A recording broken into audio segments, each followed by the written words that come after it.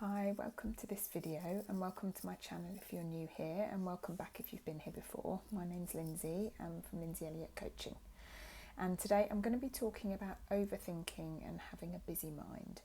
So this is something that I see a lot of people struggling with, myself included, and I think it's really something that almost everybody to some degree can identify with. Now, some people recognise that they have maybe a much more busy mind than some other people, and they have a tendency to overthink more than other people.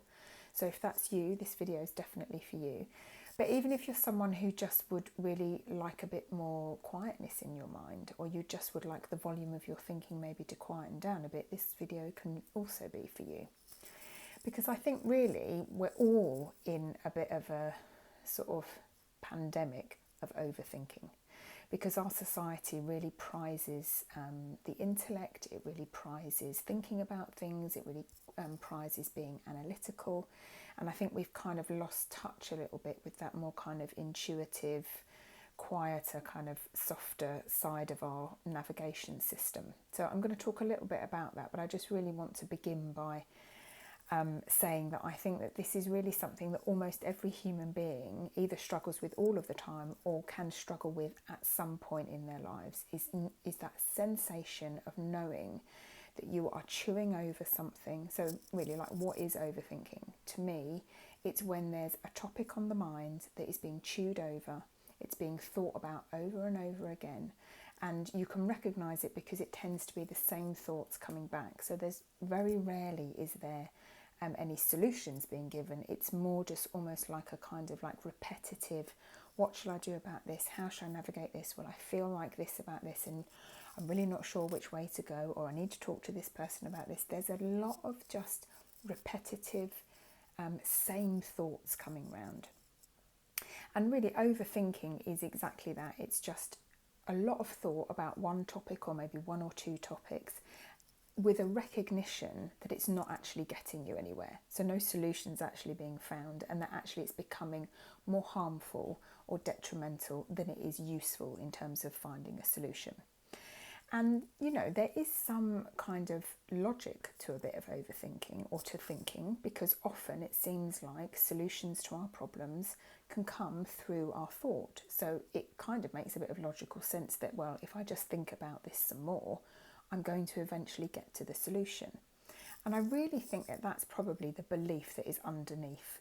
Well, I think there's two beliefs underneath overthinking and having a busy mind. But that first belief is really, if I think about this some more, I'm eventually going to get to the solution. I'm eventually going to find the thing that I'm looking for, or this eventually is going to get resolved if I keep thinking about it.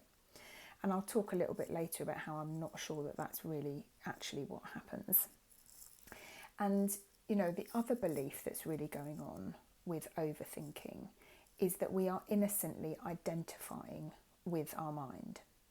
So as in who I am, me, Lindsay, you, whatever your name is, all of the thoughts that I have, what goes on in my head is who I am. My personality, this kind of constant chatter, this constant narration that's in my mind, this is who I am. And if we identify that this voice in our head, all of the thoughts that we have is who we are, then of course it would make sense to keep listening to it. But what if that isn't true? What if who we are isn't the thoughts that are running through our head, isn't this constant narration? And I'm going to talk about that in a little bit. So first off, I just want to talk a bit more about the function of a mind, because I'm hoping that that might help to, if you are very mind identified, as in I can't really separate myself from my thinking, I can't really see that this voice in my head, all of the thoughts that I have isn't who I am.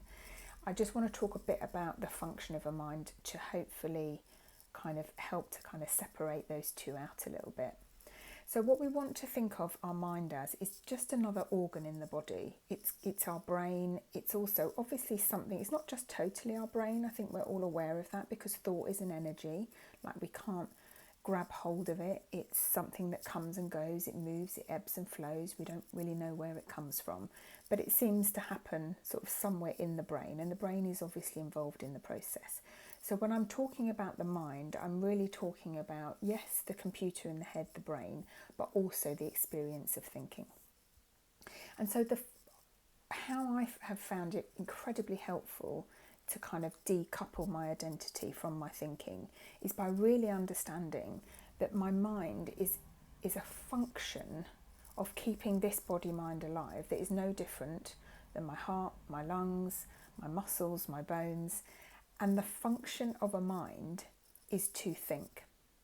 The function of a mind is to predict, is to try to control, is to try to look into the future, to try to sort out the past, to try to look for solutions to things, to try to look for reasons why things happen, to try to...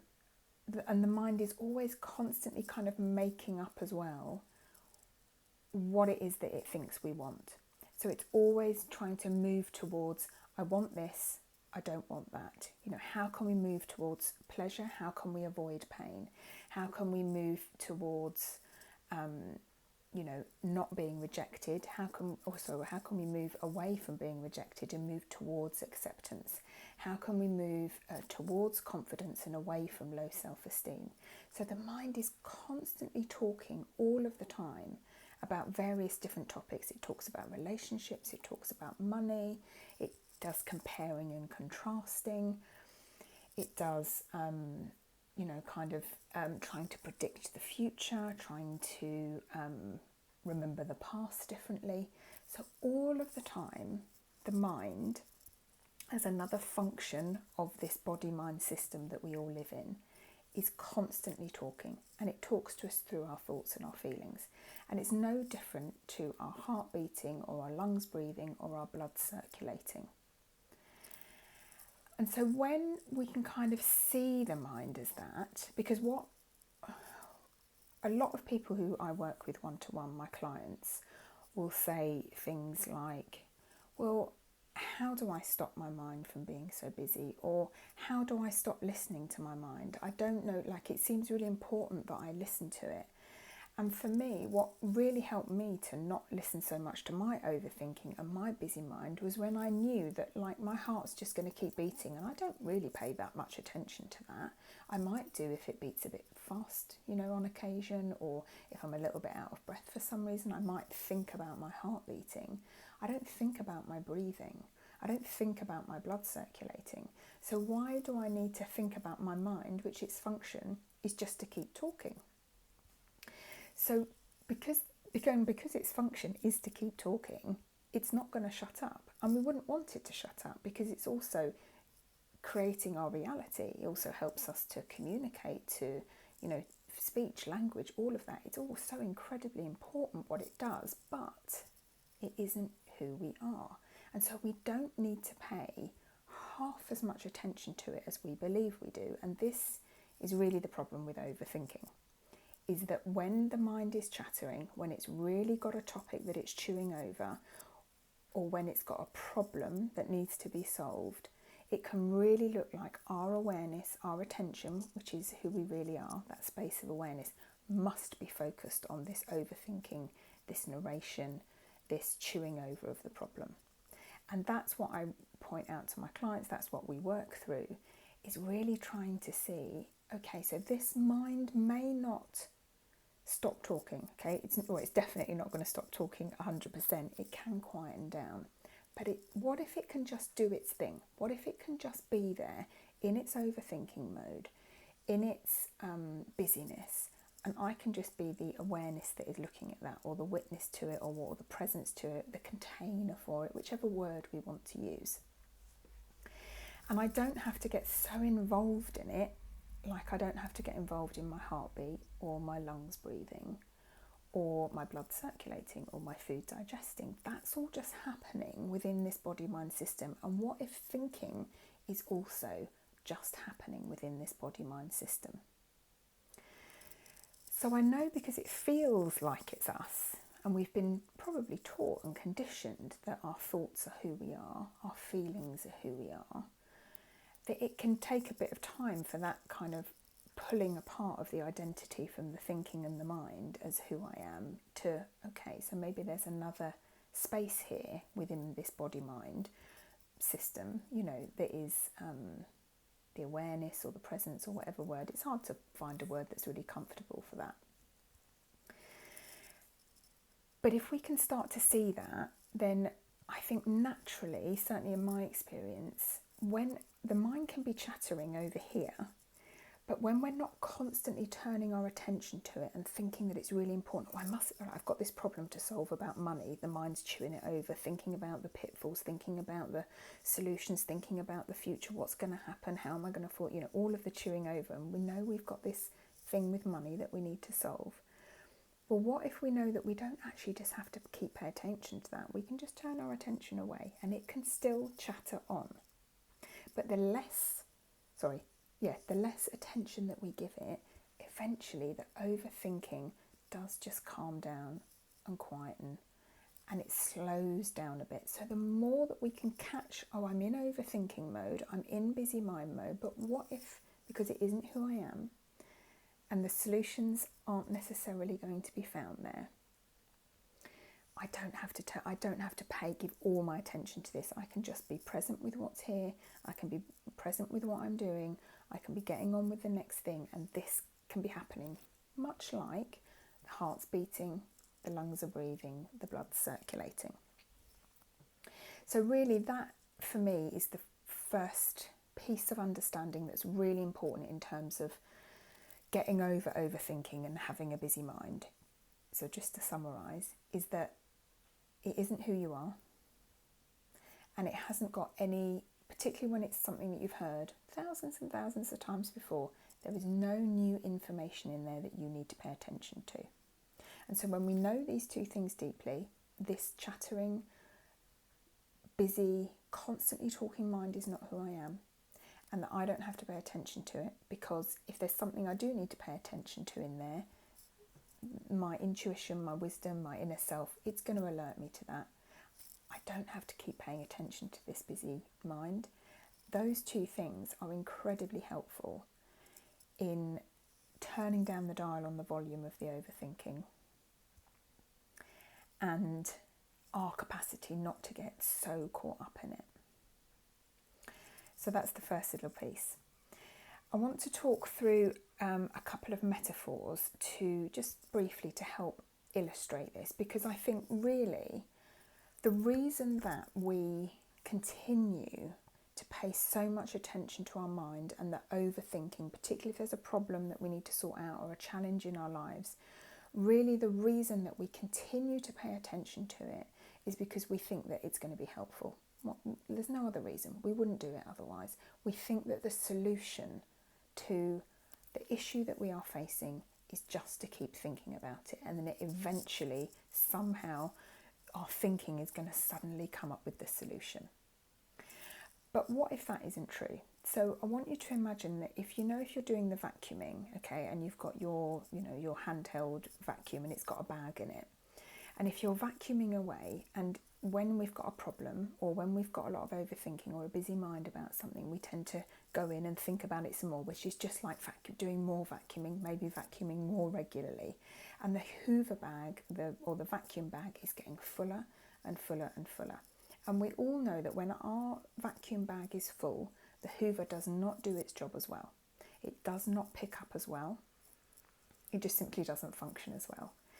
And I believe exactly the same is true of our minds. So when we're in overthinking, and if we can innocently continue down that path of going into the busyness and doing more thinking, it's not actually how our mind functions at its best. And the solutions are not going to be found in the full vacuum bag. The solution is much more likely to be found in an empty vacuum bag. And by that I mean a quieter mind that has a bit of space in it. So, and I think we all know that experience of our vacuum not picking up very well. And we also know that experience of our minds being really full and feeling like we're going round in a circle. And then suddenly maybe we just end up dropping it, or we just end up throwing up our hands and saying, I don't know what the solution to this is. And then the solution presents itself.